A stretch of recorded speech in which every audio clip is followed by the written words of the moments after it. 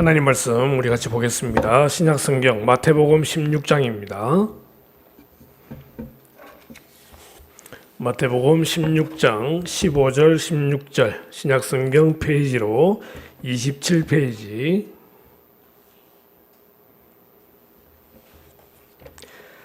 두 절 말씀 우리 같이 읽겠습니다. 시작. 이르시되 너희는 나를 누구라 하느냐? 시몬 베드로가 대답하여 이르되 주는 그리스도시요 살아계신 하나님의 아들이시니이다. 아멘. 이것은 하나님의 말씀입니다. 하나님의 말씀은 능치 못함이 없습니다. 아멘.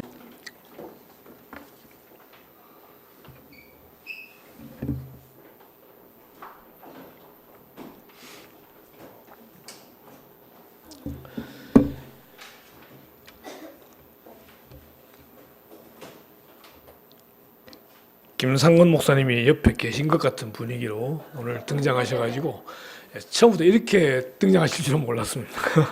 뭔가 녹화를 뜨신 거는 기억을 하는데 아예 예배 전체를 다 진행하실 줄은 몰랐고 그 느낌이 이제 꼭 옆에 계셔서 지금 보고 계신 듯한 느낌을 받습니다. 김상건 목사님 우리 청소년 사역자 가운데 이제 메인 스피커입니다. 말씀에 이제 아주 위력이 있으시고 저는 주로 이 말씀보다 뒤에서 일을 만드는 이제 그런 일을 했었기 때문에 아마도 장담컨대 김상환 목사님 제 설교 한 번도 들어본 적이 없지 않으실까라는 생각을 해봅니다. 네. 함께 예배하게 되어서 너무 반갑고 또 기쁘고 감사하고요. 또 이 자리에 함께 서서 말씀을 전할 수 있어서 감사합니다. 한번 기도하고 시작하겠습니다. 하나님 감사드립니다. 귀한 주일을 맞이하게 하시고 아름다운 교회와 누리교회가 함께 연합하여 예배드리게 하심을 감사합니다. 형제가 함께 협력하고 연합하여 하나님께 예배하는 것이 얼마나 아름다운지를 다시 한번 우리의 마음으로 느끼며 이 예배를 통하여 우리 교회가 함께 살아나는 귀한 은혜가 있기를 간절히 소원합니다. 말씀 함께 나눕니다. 은혜 주시길 원하올 때, 또 부정한 종 붙드시길 원하올 때에 이 모든 말씀을 예수님의 이름으로 기도드리옵나이다. 아멘. 아리스토텔레스가 말하기를 인간은 사회적 동물이다 이렇게 이야기를 했습니다. 이 말 뜻은 뭐냐면은 사람은 혼자 살아갈 수 없는 그러한 존재라고 말할 수 있는 것이죠.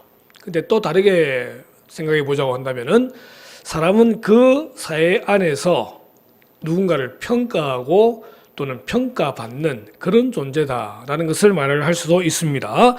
예수님은 그런 의미는 아니지만 제자들에게 이렇게 물어보시죠. 사람들이 나를 누구라 하더냐? 이 물었을 때 제자들이 대답하는 말이 더러는 세례 요한, 더러는 엘리야, 어떤 이는 예레미야나 선지자 중에 하나다. 이렇게 대답을 합니다. 그렇게 대답을 했어요. 예수님 다시 묻죠. 그러면은 너희는 나를 누구라고 하느냐? 예수님의 관심은 사람들이 하는 말은 특별히 관심이 없었습니다. 중요한 것은 함께 같이 있었던 그 제자들이 그럼 너희는 나를 누구라고 하느냐 여기에 관심이 있었다는 것이죠. 그때 이제 베드로가 대답합니다. 주는 그리스도시요 살아계신 하나님의 아들입니다. 이 말씀을 우리는 참 중요시 여기죠. 16장 16절인데 그 다음 나오는 구절을 보면 이렇게 되어 있습니다. 바요나 시몬아 내가 복이 있도다. 베드로는 평상시 자기 생각하던 그대로 예수님에 대해서 고백을 한 것뿐입니다. 주는 그리스도시요 살아계신 하나님의 아들입니다. 그런데 예수님은 네가 복이 있다. 그런 고백을 하는 베드로가 복이 있다는 거예요. 예수님을 온전히 주라고 고백하고 그리고 그리스도라고 고백하고 살아계신 하나님의 아들로 고백하는 그러한 신앙 고백이 있는 베드로가 복이 있다. 이렇게 말씀하시는 것이죠. 오늘도 예수님 우리에게 물으십니다. 너희는 나를 누구라고 하느냐? 우리는 이 음성에 귀를 기울여야 됩니다.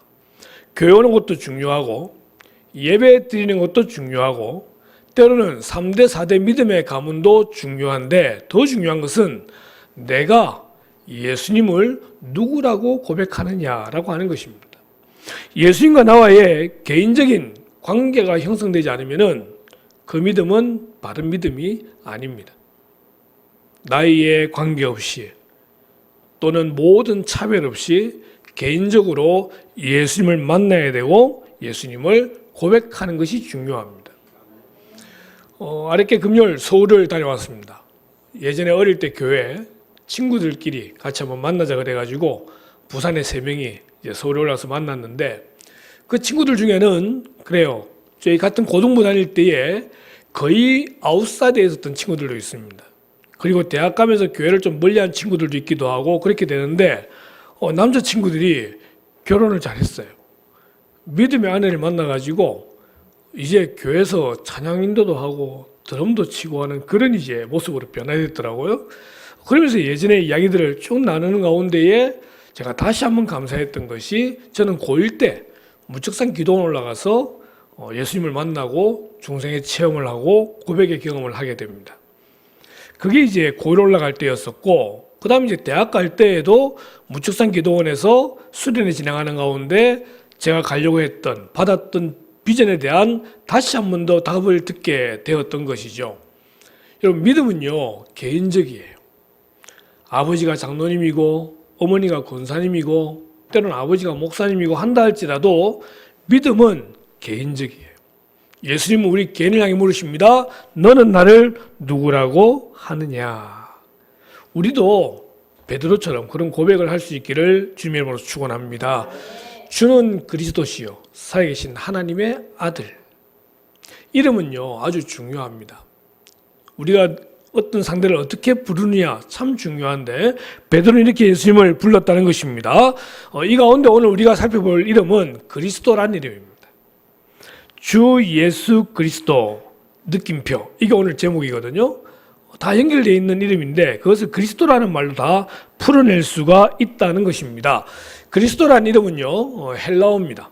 헬라어로 그리스도, 이제 히브리어로 하게 되면은 메시아.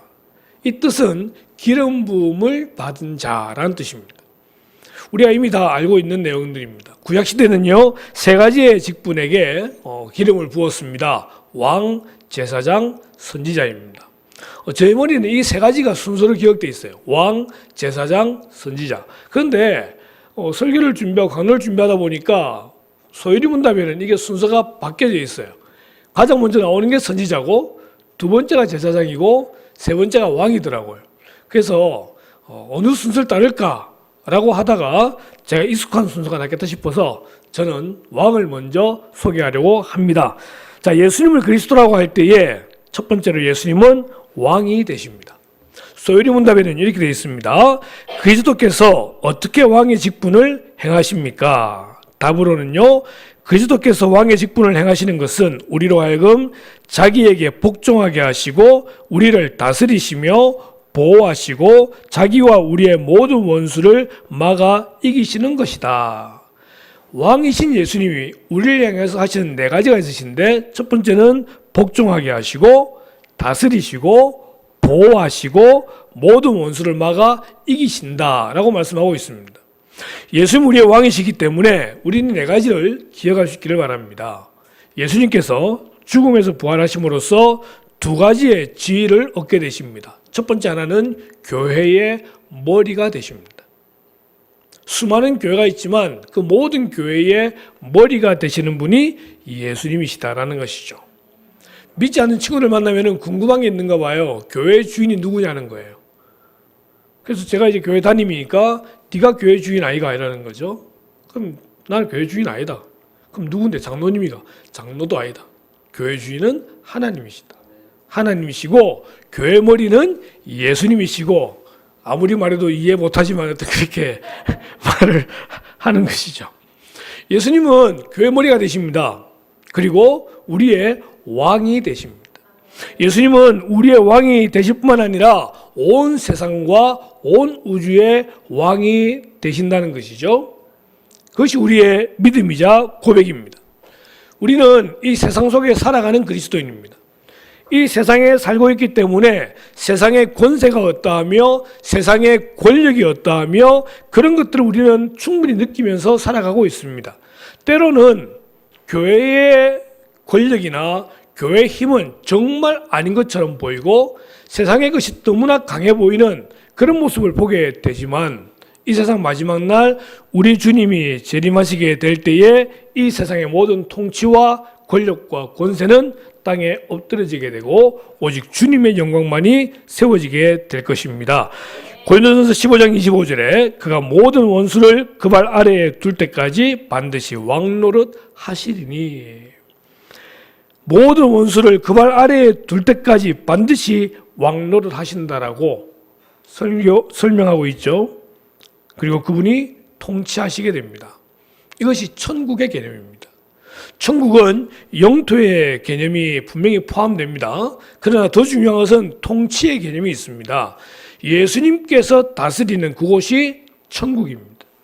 이 세상 마지막 날 예수님 재림하셔서 온 세상을 심판하시면서 이 세상을 다스리게 될 때에 그것이 완성된 천국이 될 것입니다.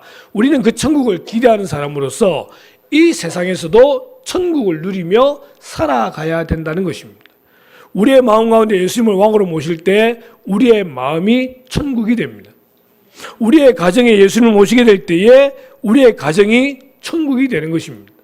내가 속한 직장, 내가 속한 그 사회에 예수님이 왕으로 계실 때 그곳이 천국이 되는 거예요. 우리는 이 땅에서 천국을 누리며 살아갈 때에 진정한 천국, 앞으로 다가올 그 천국을 기대할 수가 있습니다.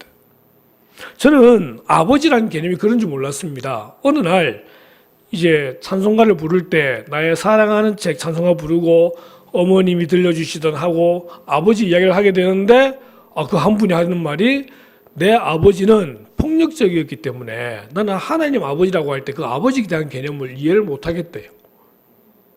그럴 수도 있구나 하는 생각이 들었어요. 여러분, 이 땅에 살면서 천국을 누리지 못하면은 우리가 앞으로 다가올 천국을 기대할 수 없어요. 우리는 크리스찬으로서 우리의 삶 가운데에 예수님을 왕으로 모시고 내 마음, 내 가정, 내가 속해 있는 그 모든 곳이 천국이 될 수 있도록 천국을 누리는 그런 성도가 되어야 될 줄로 믿는 것입니다. 나는 예수님을 왕으로 모시고 그분의 통치를 받고 그분의 다스리심을 받고 그리고 또한 그분의 보호하심을 누리게 되는 것입니다. 요즘 이 보호하심이라는 단어를 참 많이 생각하게 됩니다. 하나님이 지켜주지 아니하시면, 하나님이 보호해주지 아니하시면, 암탉이 그 날개 아래 자기 새끼를 보호하는 그런 보호하심이 없이는 우리가 이 세상을 단 1분 1초도 살아갈 수가 없다. 아까 우리 집사님 기도할 때 건강에 대한 기도가 나왔었는데, 하나님은 우리에게 생명을 대해주시지 아니하시고 건강 대해주지 않으면 우리는 하루라도 살아갈 수가 없더라는 것이죠. 예수님은 우리의 왕으로서 우리를 보호하시고 지켜주십니다. 대통령이 왕일 수는 없지만 한 나라의 리더라면 그 국민을 보호할 수 있어야 되는 것입니다. 예수님은 왕으로서 우리를 지키시고 보호해 주시더라는 것이죠. 그분의 보호하심 아래 있을 때 우리가 평안을 누릴 수가 있는 것입니다. 이 평안이 우리의 얼굴을 통해 나타나게 되고요. 사람들은 그 얼굴을 보면서 나를 통해 예수님을 소개받게 되더라는 것입니다. 예수님은 나의 왕입니다. 나는 과연 예수님을 나의 왕으로 인정하고 있는지 우리 한번 돌아보길 바랍니다. 그분을 나의 왕으로 인정한다는 말은 나의 마음의 주권을 예수님께 내어드리는 것을 이야기하는 것입니다. 모든 결정, 모든 하는 말과 행동들의 그 모든 중심에 누가 계셔야 되느냐? 왕이신 예수 그리스도가 계셔야 되는 것입니다. 나는 세상의 법칙과 논리 혹은 나 자신의 통치를 따르고 살아가고 있는지, 아니면은 그러한 세상 가운데서도 진정한 왕이 되시는 예수 그리스도의 통치를 따르며 살아가고 있는지 우리가 한번 생각해 보아야 할 것입니다. 바라기는 우리의 가정을 뛰어넘어서 이 나라와 민족이 그리스도를 왕으로 인정하고 그분의 나라, 천국을 누리는 대한민국 되어보기를 소원해 보는 것입니다. 우리는 왕 대신 예수 그리스도를 믿고 인정함으로써 그분의 말씀에 순종하는 성도가 되기를 바랍니다. 또한 그리스도의 다스리심에 순종하는 성도가 되기를 바랍니다. 그리스도의 보호하심을 믿고 사는 성도가 되기를 바랍니다. 우리의 모든 원수를 막아 이기시는 그 승리의 그리스도를 기억하면서 날마다 담대할 수 있기를 주님의 이름으로 축원합니다. 두 번째로 예수님은 제사장이 되십니다. 소위문답 25문에 보니까 그리스도께서 어떻게 제사장의 직분을 행하시는가라는 데 대한 답으로서 그리스도께서 제사장의 직분을 행하시는 것은 단번에 자기를 제물로 드려 하나님의 공의에 만족하게 하며 우리를 하나님으로 더불어 화목하게 하시고 또 우리를 위하여 항상 간구하시는 것이다. 여기 답이 다 들어가져 있잖아요. 그죠? 예수님은 대제사장이셨습니다. 히브리서 4장 14절에 그러므로 우리에게 큰 대제사장이 계시니 승천하시니 곧 하나님의 아들 예수시라. 우리가 믿는 도리를 굳게 잡을지어다. 구약시대 제사장이라는 그런 직분이 있었습니다. 특별히 레위지파 사람들이 제사장이 되어지게 되는데 이들의 역할은 하나님과 죄인들의 사이를 연결하는 역할을 하는 것이었습니다. 제사란 제도를 통해서 짐승을 죽여 그 피로 하나님께 제사를 드리게 되어지고 하나님은 그 연기를 흠양하시고 그들의 죄를 용서해 주시게 되잖아요. 근데 여기 문제는 뭐냐면은 제사장이 그렇게 제물을 드려서 제사를 드리면 용서를 구하는데 이 제사장 자체도 죄인이더라는 것입니다. 죄인이더라는 거예요. 그래서 이 제사는 계속적으로 반복적으로 드려져야만 되었던 것입니다. 언제까지요? 예수님이 십자가에 죽으시기 전까지. 예수님은 친히 제사장이 되셔서 하나님께 희생의 제사를 드리셨습니다. 기존의 제사장들은 죄가 있는 사람들이었지만 예수님은 죄 없는 대제사장으로서 하나님께 단번에 제사를 드리심으로써 제사가 종결되어지게 되는 것입니다. 또한 예수님은 친히 희생 제물이 되셔서 십자가에 자신을 하나님께 올려드리게 되는 것이죠. 예수님이 이 땅에 인간의 몸을 입고 오셔야 됐던 이유가 뭐냐라고 할 때에 우리를 대신해서 희생의 제물이 되시려고 하면 죄가 없는 사람이 있어야 된다는 거예요. 근데 남자와 여자의 관계를 통해 태어나는 모든 사람은 죄를 가지고 태어나기 때문에 특별히 성령으로 동정녀의 몸에 예수님이 태어나게끔 하셨다는 것이죠. 그래서 예수님은 죄가 없는 인간의 모습으로 우리를 위해 대신 희생제물이 되셨더라고 하는 것입니다. 구약시대의 제사는 반복적인 제사였음에도 불구하고 예수님은 단번에 제사를 드리심으로써 히브리서 9장 12절에 이렇게 설명되어져 있습니다. 염소와 송아지의 피로 하지 아니하고 오직 자기의 피로 영원한 속죄를 이루사 단번에 성소에 들어가셨느니라. 더 이상은 제사가 필요 없습니다. 그리고 이제는 우리를 위해 대신 희생 제물이 되시고 희생 제사를 드리신 예수님을 믿는 믿음이 있을 때에 우리는 더 이상 제사가 아니라 하나님께 예배의 삶을 드릴 수 있는 그런 성도가 된다는 것입니다. 하나님은 우리를 보실 때에 죄인으로 보시지만 그러나 중간에 예수님이 계셔서 이 관계가 화평케 되어지고 화목케 되어졌더라는 것입니다. 에베소 2장 14절에 그는 우리의 화평이신지라 둘로 하나를 만드사 원수된 것 곧 중간에 막힌 담을 자기 육체로 하셨다라고 되어져 있습니다. 예수님은 제사장으로 하셨던 가장 큰 일은 우리의 모든 죄를 용서하시기 위해서 또 사함받도록 하기 위해서 십자가에 친히 제사장으로서 죽으시고 제물 되셨는데 그 일 때문에 생긴 결과가 하나님과 화목하게 되었다는 것입니다. 그래서 우리 누리교회 주보에 보면은 오늘 그 그림 가운데 두 번째 그림이 뭐냐면 다리입니다. 다리. 하나님과 우리 사이에 다리가 되어 주셔서 우리가 이제 하나님과 소통할 수 있게 되는 이 역할이 대제사장의 역할이었다라고 하는 것입니다. 우리가 성막을 배울 때에 이 성막에 들어가면은 가장 먼저 문이 있잖아요. 문을 열고 들어가면은 번제단이 있습니다. 번제단이 있고 그다음 물두멍이 있죠. 우리 이걸 영적으로 해석할 때에 문은 예수님을 다 예수님 이야기하지만 예수님을 이야기합니다. 오직 예수님을 통해서만 이 성막에 들어갈 수 있다는 거예요. 그리고 이 성막의 문은 넓어요. 누구나 다 들어갈 수 있습니다. 단 문이 닫히기 전까지. 그리고 문을 열고 들어가면은 번제단이 있죠. 짐승을 죽여 각을 떠서 그 위에 올려놓고 이 번제단에 불로 태워 하나님께 드리는 겁니다. 우리는 이것을 중생이라고 그렇게 이야기합니다. 우리의 모든 죄가 용서되어지는 장소. 그리고 그걸 지나가면은 물두멍이 나옵니다. 제사장이 손과 발을 씻는. 이미 목욕한 자는 손과 발을 씻기만 하면 되는 거예요. 회개하는 거죠. 그리고 성소에 들어가면은 여기에 금향단이 있고 진설상이 있고 또 이제 금촛대가 있는데 이 성소와 지성소 사이를 가로막고 있는 휘장이 있다는 거예요. 높이 5m 높이의 휘장이기 때문에 여기는 아무나 들어갈 수 없는 겁니다. 심지어는 제사장의 아들 그들이 들어갔다가도 그들이 쓰는 불이 잘못되었기 때문에 그곳에 죽임을 당했던 그런 장소가 지성소예요. 아무나 들어갈 수 없고 1년 단 한 차례 대제사장만 들어갈 수 있는데 이들도 죄가 있으면 죽어 나오는 것, 그것이 바로 지성소라는 거예요.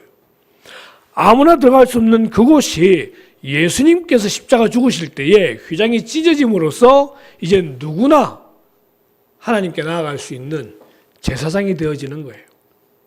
우리는 제사장이에요. 신약 시대의 제사장이에요. 이제 우리는 다른 누구를 의지하지 아니하고 하나님께 나아갈 수 있는 거예요.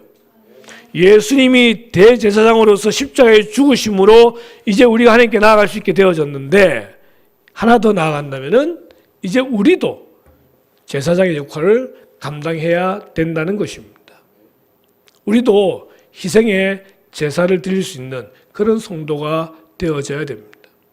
아침에 차를 타고 오는데 라디오에서 이제 CBS 방송을 들으니까 1900년대 초창기에 있었던 우리 한국교회 감리교회 한 목사님 이야기를 하더라고요. 이분이 20살 되었을 때에 그 한학을 공부하다 그만뒀는데 거의 깡패 수준이에요. 근데 그 동네에 전도인이죠. 한 여자분이 오셔서 선교를 전도를 하는데 그게 너무나 보기 싫었대요. 그래서 막 물을 끼치고 막 그런 식으로 험한 일을 했는데 이분이 웃으시면서 하는 말씀이 당신이 예수님 믿으면은 사도 바울처럼 일할 수 있겠다. 이 말을 하고 가셨는가 봐요. 이 청년이 그 얼굴에 미소가 안 잊혀지더래요. 그리고 사도 바울이 도대체 누군지에 대한 관심이 사라지지 않더래요. 그래서 그 여자분을 찾아가서 이제 이야기를 하는 가운데 예수님을 믿게 되었대요. 믿게 된 그때가 1906년으로 제가 좀 전에 기억을 하고 있습니다. 1907년도에 우리나라 교회에 굉장히 중요한 일이 있었기 때문에 한 해 전으로 기억을 해요. 이분이 나중에 이제 복음을 전하고 이제 목사가 되어서 하다가 이제 신사참에 반대하다 감옥에 갇히기도 하고 또 나왔는데 나온 다음에 이제 러시아 쪽 가서 아마 또 선교 활동 하셨는가 봐요. 그런데 거기에 이제 소련의 스파이들한테 뭐 밀정 이렇게 이야기하다가 그걸 거부하다 감옥에 갇힌 상태에 있다가 거기서 이제 눈보라 친 걸 치우다가 다시 눈보라에 휩싸여서 33살 나이에 아마 돌아가신 걸로 제가 그렇게 들었던 것 같습니다. 참 젊은 나이에 돌아가셨는데 그 한 분 때문에 교회가 살아나게 되고 그 한 분 때문에 감리교가 일어났다는 그런 교회의 역사가 기록되어져 있더라고요. 여러분, 우리도 제사장으로서 이 화목케 하는 이 역할, 그리스도를 전하는 이 사역을 감당하는 그런 성도가 되어져야 됩니다. 우리가 동네를 다 돌고 또는 다른 지역에 가고 다른 나라에 가고 큰 의미로 우리가 못한다 할지라도 내가 속해 있는 그 자리에서 서로 이들이 하나 되도록 하기 위해 내가 먼저 희생하고 내가 먼저 죽어지고 그렇게 죽으면 순교하는 거니까. 요즘은 순교라는 단어를 우리 거의 떠올리지 않잖아요. 교회 다닌다고 핍박받는 경우도 거의 없잖아요. 다 그냥 좋은 게 좋다고 넘어가는 그런 시대이기 때문에 뭐 교회 가면 교회 가라 그러고 이렇게 이제 하죠. 예전에는 머리 막 밀리고 두드려 맞고 성경책 다 찍고 그랬던 그런 이제 70년대, 80년대에 있었다고 한다면은 지금 그렇지 않잖아요. 그러니까 순교라는 말이 우리랑 관계없는 거예요. 저 어릴 때 자랄 때만 하더라도 선교 영화를 많이 봤어요. 손양원 목사님 보고 주기철 목사님 보고 이렇게 하면서 들었던 생각이 뭐냐면은 야, 내가 만약 저 같은 경우였으면 나는 어떻게 할까? 이런 생각하면서 자랐어요. 그러면은 나도 순교해야지. 이런 사람이 있는가 하면은 나는 변절할 거야. 이러는 사람도 있기도 하고. 우리가 이 시대를 살아가면서 어떤 모습으로 우리가 예수 그리스도를 전할 수 있게 될지는 모르겠지만 예수님처럼 때로는 죽음으로 어쨌든 우리는 화평케 하는 자로 살아가는 성도가 되어져야 될 줄로 믿습니다. 트러블 메이커 말고 피스메이커가 되어져서 나를 통해서 그들이 하나님을 알게 되어지고 하나님과의 관계가 하나 되어지는 거기에 쓰임받는 그런 성도 되시기를 주님의 이름으로 축원합니다. 마지막 세 번째로는 예수님은 선지자이십니다. 선지자란 말이 뭐냐? 하나님의 대변인, 하나님의 메시지를 전하는 사자, 이것이 선지자입니다. 사도행전에 보니까 모세가 말하되 주 하나님이 너희를 위하여 너희 형제 가운데서 나 같은 선지자 하나를 세울 것이니, 베드로는 예수님을 선지자라고 그렇게 설명하고 있습니다. 이미 모세가 그 이전에 선지자라고 설명하고 있습니다. 예수님을 그리스도라고 할 때 거기는 선지자가 포함이 된다는 것입니다. 하나님은 우리에게 계시하시는 분이십니다. 인간은 누구나 하나님을 알 수 없는, 왜요? 이미 그 죄로 인하여 타락함으로써 하나님을 알 수도 없고 볼 수도 없는 존재예요. 근데 하나님이 자기 자신을 계시해 주시잖아요. 때로는 꿈을 통해서 보여주시고, 때로는 환상을 통해 보여주시고, 때로는 천사를 보내 말씀하시기도 하시고, 그렇게 하다가 직접 인간의 몸을 입고 오셨던 가장 특별한 계시가 예수 그리스도라고 하는 것입니다. 사람들이 이제 예수님을 통해서 하나님을 만나게 되는 거예요. 예수님 메시지를 통해서 하나님의 메시지를 듣게 되는 거예요. 우리는 이 성경을 하나님의 말씀이라고 이야기합니다. 예수님 승천하신 이후에 우리에게 주어진 완전한, 완벽한, 더 이상 잊을 수 없는 그런 특별 계시가 이 성경 말씀이라고 하는 것입니다. 우리는 이 성경을 통해 누굴 만나게 됩니까? 예수님을 만나게 됩니다. 희한하게도 창세기부터 계시록까지 66권 전체에 예수님이 기록되어져 있습니다.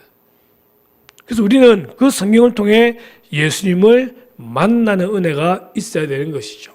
그래요. 그냥 성경을 무작정 읽어나갈 수도 있어요. 그것도 은혜입니다. 무작정 읽어나가도 은혜고, 들어도 은혜고, 성경을 하루에 한 장씩만 읽어도 그것도 은혜고, 중요한 그런 가운데 하나님은 우리에게 그리스도를 만나는 특별한 은혜를 주셔야 되는 것이죠. 그래서 기도하는 거예요. 하나님, 성경을 읽습니다. 하나님을 만나게 하시고 그리스도를 만나게 하시고 성령의 은혜를 받게 하여 주시옵소서. 읽기 전에 기도해요. 읽으면 주시는 은혜가 있잖아요. 그 은혜 가지고 또 기도하는 거예요. 그래서 말씀과 기도는 항상 같이 가는 거예요. 무엇이 우선이냐? 저는 말씀이 우선이라고 생각하는데 결론적으로는 기도가 우선이에요. 기도하고 말씀 보고 은혜 받고 다시 기도하고, 이것이 계속 움직여야 되는 거잖아요. 자, 말씀은 우리가 사사롭게 풀어서는 안 되는 거예요. 성령이 풀어주셔야 되는 거예요. 성령을 통해서 우리는 예수님을 만날 수 있는 거예요. 작업하는 중에 있는데 성경 66권의 그리스도라는 책이 2개가 나와 있는 게 있더라고요. 그래서 저도 전화하는데 한번 적어보려고 지금 준비하는 가운데 있긴 합니다. 우리는 성경을 통해서 예수님 만날 수 있고요. 그분의 메시지를 들을 수가 있는 것이죠. 우리가 성경을 대할 때 자세입니다. 참으로 감사함으로 말씀을 대해야 되고요. 하나님의 말씀임을 믿는 믿음으로 말씀을 대해야 됩니다. 어떤 누구는 말하기를 성경은 모두 다 하나님의 말씀이 아니라 자기의 마음에 감동이 있는 것만 하나님의 말씀이다 라고 말하는 자유주의 신학자가 있습니다. 그렇지 않습니다. 우리는 완전 축자 영감설로서 한 글자 한 글자 하나님이 감동하시고 영감을 주셨다고 믿습니다. 그 이전 처음 성경을 기록했던 원저자에게도 마찬가지고, 그것을 옮겨 적는 서기관에게도 마찬가지고, 그것을 다시 번역하는 번역가에게도 마찬가지고, 이 성경이 우리 손에 올 때까지 이 모든 부분마다 하나님이 감동하셨기 때문에 우리는 이 모든 글이 하나님의 말씀임을 분명히 믿는다는 것이죠. 그래, 우리는 그런 믿음으로 말씀을 대하고 말씀하는 주님의 음성을 듣고 그 음성에 순종하는 그런 성도가 되어야 한다는 것입니다. 지금 시대가 포스트 모더니즘이라고 이야기합니다. 모든 게 다 옳다라고 하는 것입니다. 이것도 옳고 저것도 옳기 때문에 기독교만 진리가 아니라 다른 것도 진리다라고 그렇게 말하는 시대 속에서 우리가 성경만을 이야기하기에는 너무나 힘든 그런 시대 속에 살아가고 있습니다. 성경보다도 우리는 내 생각 또는 내 경험 이런 것들이 더 중요시되는 그런 세상 속에서 살아가고 있습니다. 예수님은 하나님의 말씀만 순종하셨고 하나님의 말씀대로 사셨던 분이십니다. 그런 선지자로서 하나님의 말씀을 선포하셨고 또한 그 말씀대로 순종하셨습니다. 우리는 그리스도인으로서 하나님의 말씀을 읽고 말씀의 은혜를 받는 자가 되어야 되고 그 말씀 그대로 순종하는 성도가 되어야 하는 것입니다. 말씀에 순종할 때 주어지는 복이 있는데 작년에 제가 받았던 은혜 중에 한 부분이 이제 그런 부분입니다. 어떤 일을 사역을 섬기게 될 때에 이제 올 여름에 수련회 준비하고 계시잖아요. 많은 자봉들이 필요합니다. 그렇게 사역을 섬길 때 가장 은혜 받는 사람이 누구냐라고 하면은 그 자리에 참여한 사람들이 아니라 그 일을 섬긴 사람들이 은혜를 받게 되는 겁니다. 이런 거죠. 요한복음에 보면 예수님께서 가나 혼인잔치 가셔가지고 그 하인들에게 뭐라 말씀하십니까? 아궁이에 아구까지 물을 채워라. 항아리에 물을 채워라. 그리고 갖다 줘라. 그걸 마신 사람들이 하는 말이 도대체 이 포도주 어디서 났느냐? 처보다 더 좋다. 라고 하면서 그 포도주를 마시는 사람들이 굉장히 혜택을 본 것처럼 보이지만 실제 거기 은혜 받았던 사람들은 그 하인들이에요. 하인들은 예수님이 물을 아구까지 채우라고 할 때에 다른 말 안 하고 물을 채웠습니다. 갖다 줘라. 갖다 줬습니다. 근데 그게 포도주배라는 걸 직접 눈으로 봤잖아요. 이게 섬기는 자들이 누리는 복인 거예요. 마리아와 마르다 이야기하면서 말씀 듣는 게 중요하냐, 섬기는 게 중요하냐 그러는데 예수님 하신 말씀이 너는 한 가지에 충실하지 못했다는 거예요. 섬기는 자기 때문에 은혜가 덜한 게 아니에요. 섬기는 자에게 주신 은혜가 따로 있어요. 말씀에 순종하는 자에게 주신 은혜가 따로 있다니까요. 그 순종할 때 주시는 그 은혜를 누리는 자의 그 복은 누구 말대로 섬겨본 자만 알 수 있습니다. 예수님은 이 땅에 선지자로 오셨습니다. 그분의 메시지를 듣고 순종했을 때 그곳에는 기적이 나타났습니다. 말씀에 순종하지 않을 때 그곳에는 어떤 일도 일어나지 않습니다. 우리가 말씀의 홍수시대 속에 살아가고 있습니다. 그런 시대에 살아가고 있는데 중요한 건 그런 홍수시대 속에서 말씀을 듣는 게 중요한 게 아니라 듣고 난 다음 순종하는 것이 중요합니다. 우리는 예수님을 선지자라 인정할 때에 우리는 받은 말씀을 세상에 전하는 증인의 삶을 살 것을 성경은 요구하고 있습니다. 우리의 입에서 나오는 메시지가 사람을 살리는 메시지가 되어야 됩니다. 우리 입에서 나오는 메시지가 하나님의 말씀이 선포되는 그러한 입술이 되어야 되는 것입니다. 그래서 경우에 가장 합당한 말을 할 수 있도록 그 상황에 가장 정말 정확한 말씀이 뭔지를 기억할 수 있도록 하는 것이 중요하다라고 하는 것입니다. 그러면서 지혜가 필요하겠죠. 김 목사님하고 같이 가끔 이야기하는 게 우리가 뱀같이 지혜롭고 비둘기같이 순결해야 되는데 우리가 순결한 삶을 사는지 모르겠는데 지혜롭지 못했던 것 같다. 그런 얘기를 가끔씩 합니다. 지혜로운 말 정말 중요합니다. 그 자리에서. 우리는 세상의 빛으로서 드러난 존재입니다. 우리는 그리스도의 편지요 향기라는 것을 기억하셔야 됩니다. 우리의 입에서 나오는 메시지. 오늘 제목이 주 예수 그리스도인데요. 주라는 말은 예수님이 왕이라는 말과 동일한 말입니다. 나의 주인이라는 말이니까 예수라는 말은 그분을 우리가 제사장으로 인정한다는 말입니다. 그는 구원자가 되시기 때문에 그렇습니다. 그리스도는 왕이요 제사장이요 선지자라는 이 세 가지 모두를 다 포함하고 있습니다. 우리는 예수님을 그리스도라고 믿는 자라고 한다면 그분을 나의 삶의 왕으로 모셔야 됩니다. 그분을 나의 제사장으로 인정해야 됩니다. 그분을 선지자로 인정하고 우리도 그분의 왕 되신 것처럼 제사장 되신 것처럼 선지자 된 것처럼 우리도 이 세상에 그런 역할을 감당하는 성도가 되어야 하는 것입니다. 오늘 마지막 부를 찬송이 가서 제자 삼으라라는 것인데 가서 왕같이 제사장같이 선지자같이 주 예수 그리스도의 이름을 위하여 헌신하는 그런 성도 되시기를 주님의 이름으로 축원합니다. 기도하겠습니다.